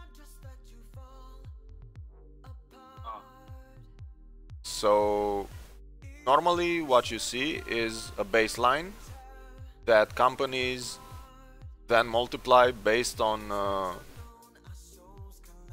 number of players playing. So if you have 1000 players playing your game, you probably multiply by 50 times. If you have 100,000 players playing, you multiply by 2 times. And if you have millions of players playing, you probably multiply by 0.5 times. You know, so based on active population, you modify the multiplier. That's why I think. So crafting on small populated channels would be better than on, for example. No. I meant drops, not crafting chances. Crafting, I don't know. It seems about crafting chances. crafting would be static. But like I said, I'm not 100% sure. That's what I meant, because I still have, for example, a mighty request from Chloe. Perfect core medium 2 times, and it has a 15% chance to get a success. Back in the Arcane Trace update. Maybe it is now. But at which level? Or Because that counts as well. I don't know. Doesn't say that. I can tell you some success percentages because I've been crafting so many things at Chloe that I can tell you if those values are correct or not. But it has to be on a specific value. Is it at maximum level? Is it at minimum level? Well, it doesn't say that You have just have a small table showing required mighty points for each item, the cost, how many Chloe tokens, how many mighty points you get, how long it takes, and the success rate. That's all. Doesn't say if you have the success rate with 8,000 points or 8,900 or 5,000. That's why I think there's another server file which, combined with this one, gives you the real outcome.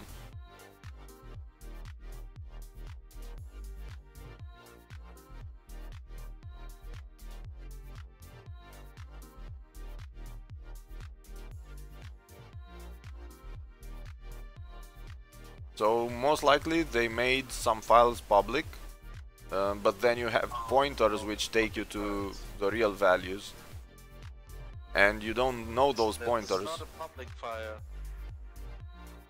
Well, it apparently is, because you have it. No, I got it from quality assurance back then. It's a confidential file still from EST Soft. I think Also, even people some publish takes them. range. No. Never have seen them somewhere in the net. Trust me, server files are usually more important than a couple of percentage files, and if server files got published, those kind of files would also be published as well. It's just that not many people are looking for those. I don't know. And I still don't think that these are any published files out of the net. Because there looks like these patch notes that you got on forums with just one column more that shows percentage, and it stays confidential everywhere. No, them patch files that you get from ESTsoft before the update came out and you had to put it on the test server. You got the even states the magic key and stuff. Oh no.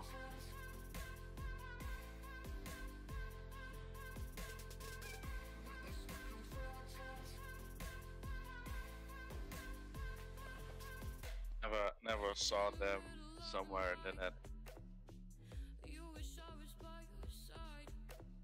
Let's just say that the people that I worked with on some shady forums had access to more files than I did. So really.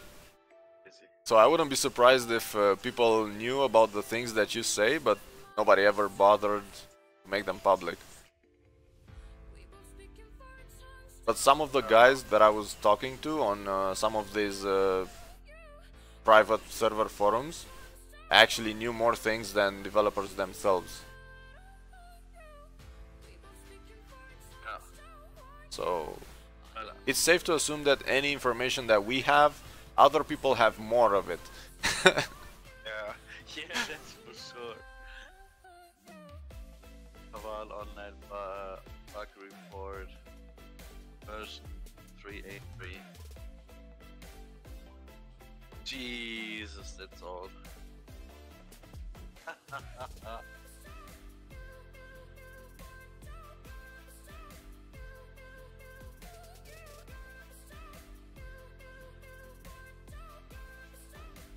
Just small percentage of the stuff that Reeves sent to me back then, because I was asking for some of the data if he wants to share it with me.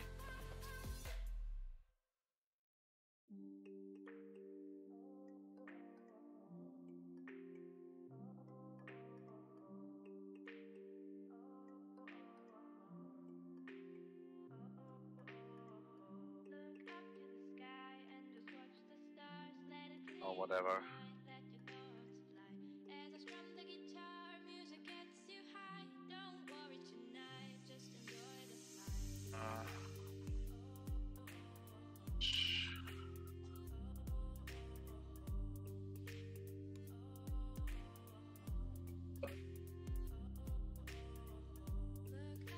You have PM on, Chris. What? If you have PM on,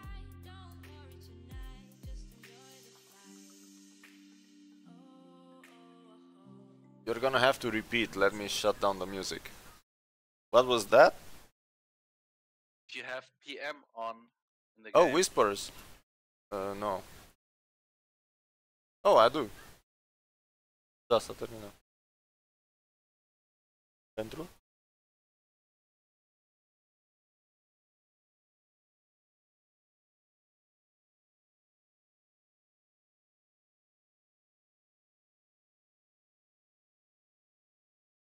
Yeah, but which?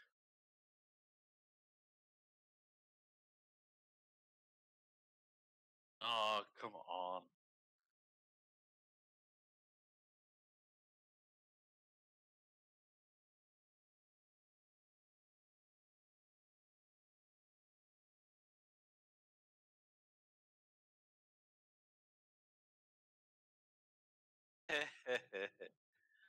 They somehow saw that there's a lot of idiots joining those forums and decided to make a hidden one, a more private one. Yeah. And That's because Chumpy was in there too, right? Chumpy was in all of them. Yeah, I know. So I was actually working with him to translate the game into Romanian, but there were too many strings at some point, and I just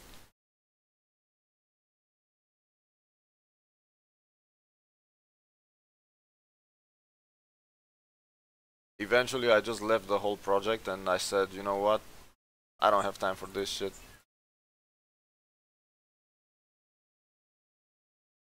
Because as soon as I joined, some people started flaming me because they were known cheaters from Cabal that I banned, and they refused. Yeah, I know, and they refused to they work refuse with me. to work with you, yeah. Yeah. Come on, that's just. And I was like, dude, I did you a favor because I've showed you that you're retarded, so now you can get better. But you could ask me how I got you, you know, stuff like that. At any rate, Yeah. you shouldn't be angry at me for catching you. Just ask what you did wrong and then just don't do it again. Just do it in another way. Yeah. And I could have told him because at that time I wasn't working for GM anymore. So there was nothing stopping me from telling them how I caught them. It was some of the most ridiculous stuff. When you had a ban and when you were asking for what you get a ban, you know? Yeah. Because I knew some people which weren't using any cheat. They got a ban. They were asking like, for what did they get a ban? And you just got a senseless, stupid, awful message, and they still don't know for what they had a ban. Yeah, but it's against company policy to tell people why they got banned. Yeah, but It's due to security why? reasons. You are not allowed to tell people. Yeah, but you as a developer see that person didn't use, for example, cheat engine or stuff like that.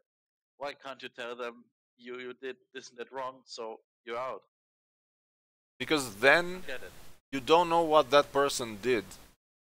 You risk talking to a hacker, for instance. And if you tell him, I caught you using cheat engine, he's gonna know that what he did is being detected.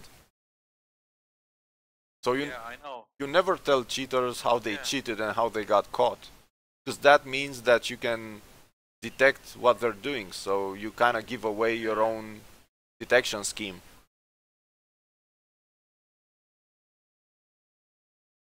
So unfortunately, you But can't they see?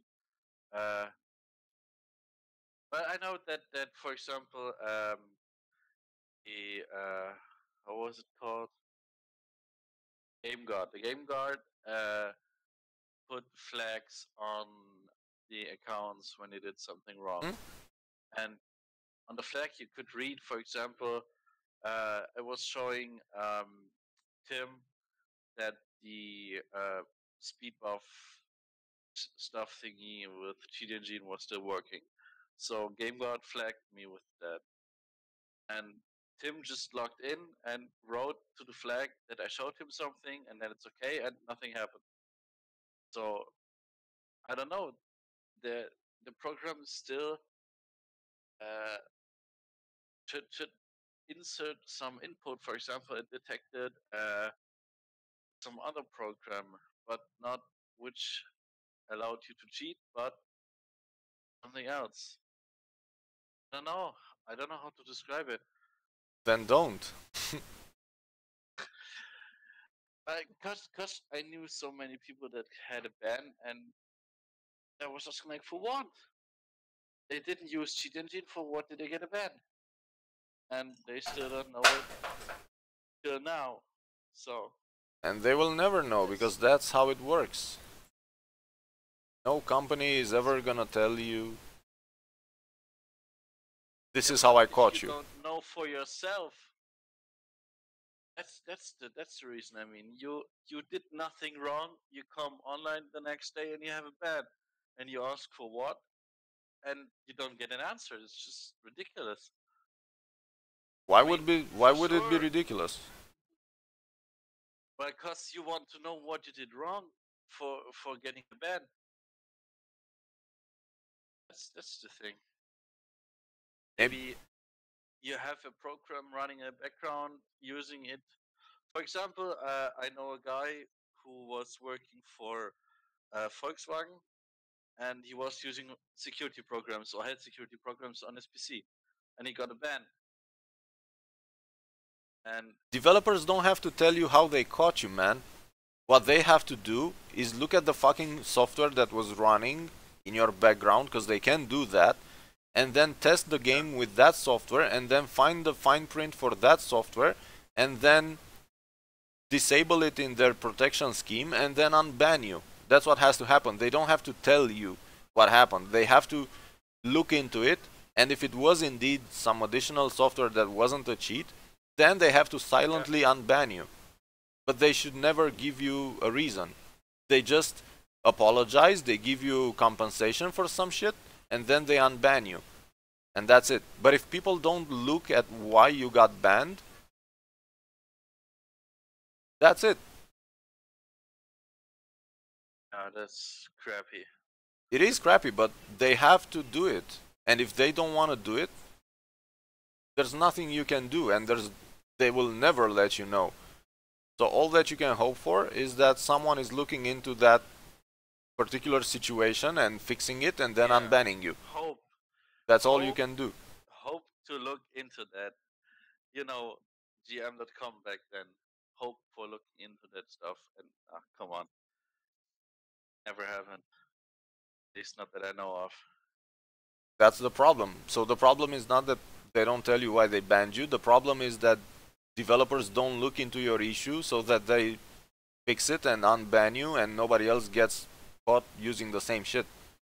That's the problem. Yeah. Because that has to happen, but it doesn't. Because normally you have to fully trust developers and GMs. Like, you have to trust that they won't ban you for shit reasons, for some crazy reasons. Because eventually they can ban you and they don't have to tell you anything because it's their account. So they can stop you from playing at any given time without having to explain anything. That's like the worst case scenario. But you have to somehow trust developers that they try to keep as many people playing as possible in a legit way. So all you can do is trust that they're looking into those kind of issues.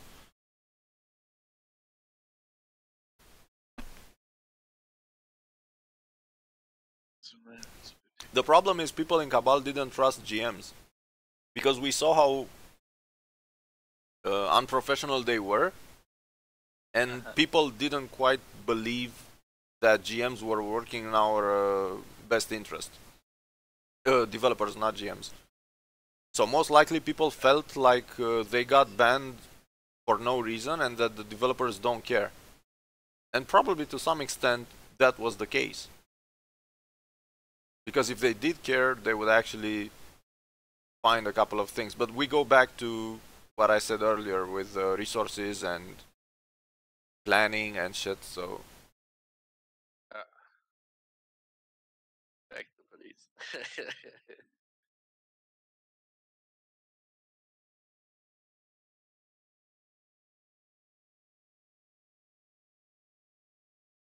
when it comes to using services such as MMOs, there's nothing you can do. If tomorrow they decide to shut down the server without prior notice, they're free to do it. Everything is gone.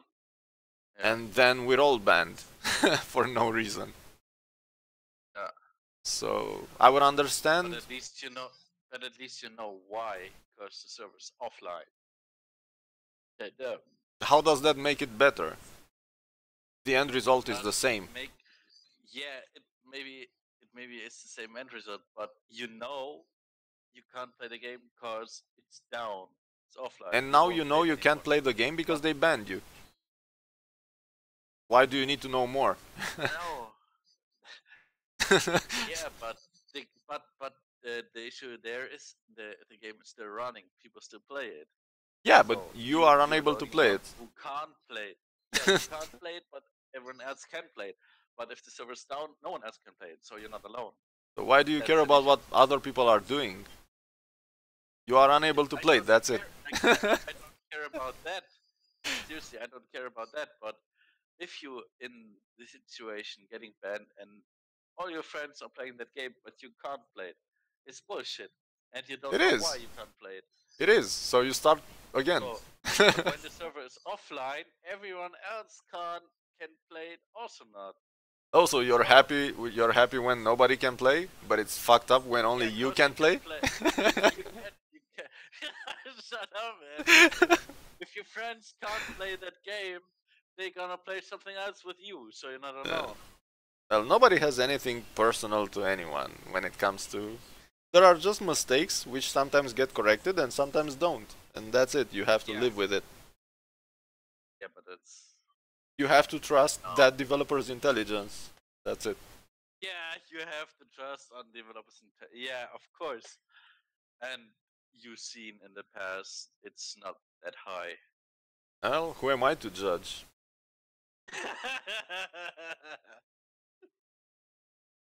I wouldn't be able to make a game the way they made a game, so who the fuck am I to judge? Yeah. I can make Excels, but I cannot make a whole game like they did, so I'm assuming they're smarter than me when it comes to Cabal. So I'm not talking about the devs. I'm mostly talking about GM.com back then. yeah, but GMs have to talk to developers. Cool. Yeah, I know. We all know that history and all that stuff. So let's not talk about it again. It's So even if a GM boring, tells you know. someone that there might be an issue with Norton Antivirus, for instance, it's still a developer that has to look into it. Yeah. But they have to tell it to them, and they have to listen. Yeah, and they have to actually do something about it, not just listen. Yeah, exactly. So listening is You like know the what I first mean. issue. You know what I mean. Yeah, I know. I'm just saying that sometimes it's best not to give too much credit to people or to expect too many things from people, because you get disappointed easily if Yeah. for whichever reason they cannot comply with your wishes. Because people in companies don't work by themselves, like they usually have a plan, and if they don't follow the plan, they get fucked. So nobody will work on your bugs just because you ask them nicely, so you have to understand that little issue as well. Yeah. I'm just coming online on my first fader to get Bertem? stuff out of the character, and a guy in Eternity just wrote, "Who needs a liver? Because I need a PB5."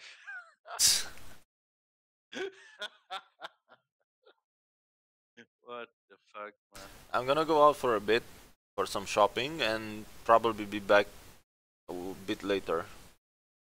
I think Yeah. I'm gonna. Do that. So I'll see you guys. One. A couple of hear my hours. crappy voice for a bit. I'm gonna stop the stream anyway. Yeah. Bye bye.